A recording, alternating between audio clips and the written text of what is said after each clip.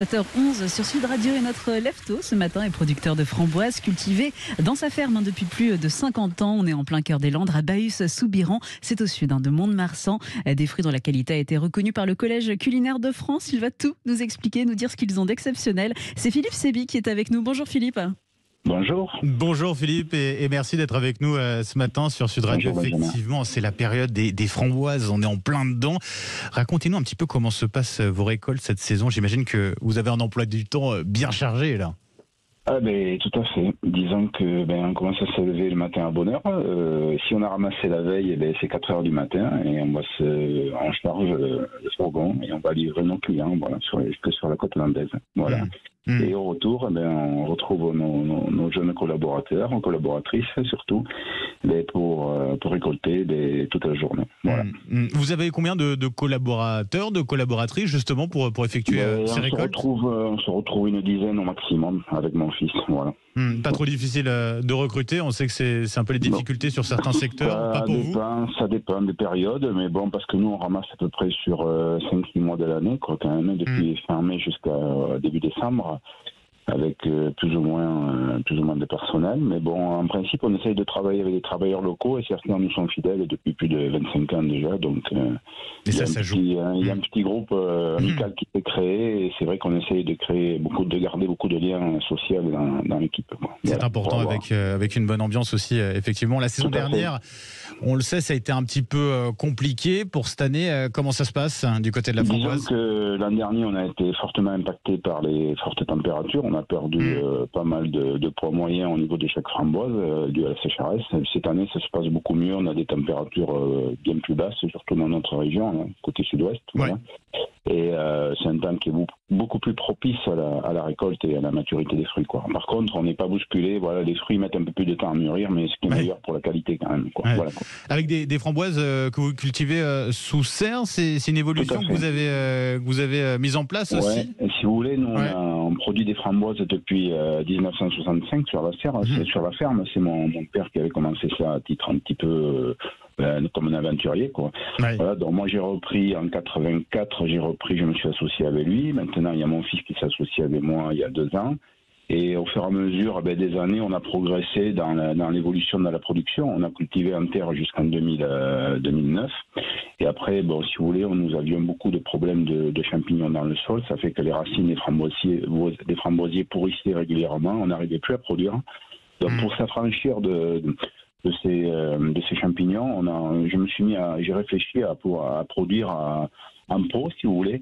Et aujourd'hui, on produit dans des pots de 10-12 litres et dans de l'écorce de pain maritime compostée. Voilà, et les plantes poussent très bien. L'écorce vient de la région, de l'Andiras. D'accord. C'est un produit local qui est 100% recyclable et certifié écolabel européen. Donc, il n'y a pas de souci de ce côté-là. Tout se passe très bien. Les framboises s'épanouissent. Et les serres servent uniquement à protéger des intempéries. Voilà. Et on le voit, le résultat est là, en tout cas pour vos framboises qui rayonnent sur l'ensemble du territoire. Vous fournissez un certain nombre de chefs de la région, c'est ça ? Oui, on en fournit pas mal, disons. Voilà. C'est difficile de les citer tous, mais bon, on en fournit pas mal. En tout cas, c'est un bon indicateur sur la qualité de vos framboises.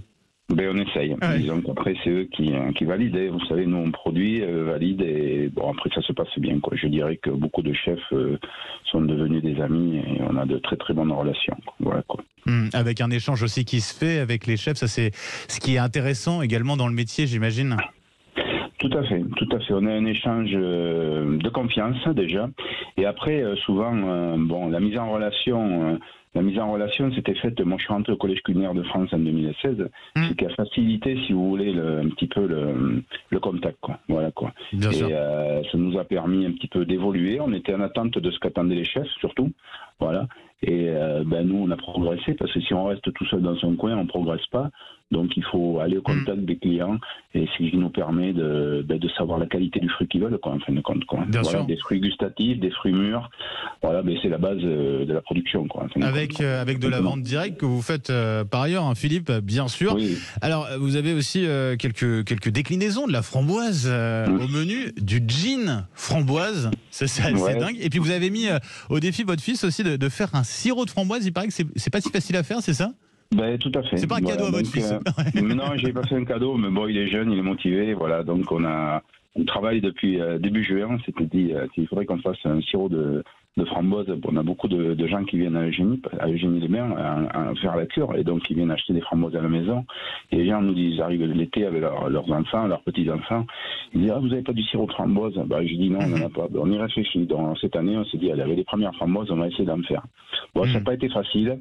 Alors on s'est fait aider évidemment par quelques chefs. Voilà, on a toujours quelques bonnes relations qui nous ont aidés à progresser. Et tous nos produits, en fin de compte, ils n'ont pas dû au hasard. C'est dû à des relations, des rencontres.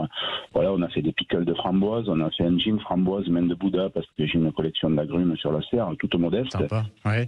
Voilà, bon, mais moi j'aime ça, je trouve la main de Bouddha c'est magique, et donc je me suis pas associé, j'ai rencontré une personne qui est douée dans la sommellerie et le monde de la mixologie, voilà. Et et donc on a porté un petit projet ensemble, il m'a aidé, il m'a fait rencontrer un distillateur, et on a distillé de la framboise, de la main de Bouddha, et on a créé un gin framboise main de Bouddha avec pas mal une complexité d'arômes derrière qui pèse énormément, quoi. Voilà, quoi. Philippe Sévy, merci d'avoir été avec nous ce matin sur Sud Radio. C'était important de vous mettre à l'honneur aussi, parce qu'un chiffre pour conclure, sur les framboises commercialisées en France, seulement 13% sont d'origine française. C'est important en l'occurrence de valoriser aussi votre savoir-faire et ce métier que vous faites, Philippe Sévy. Un grand merci, cultivateur, producteur donc de framboises à la ferme de Nigues. Nous sommes à Bahus-Soubirant dans les Landes. Merci à vous et bonne journée. Merci à vous, au revoir et bonne journée.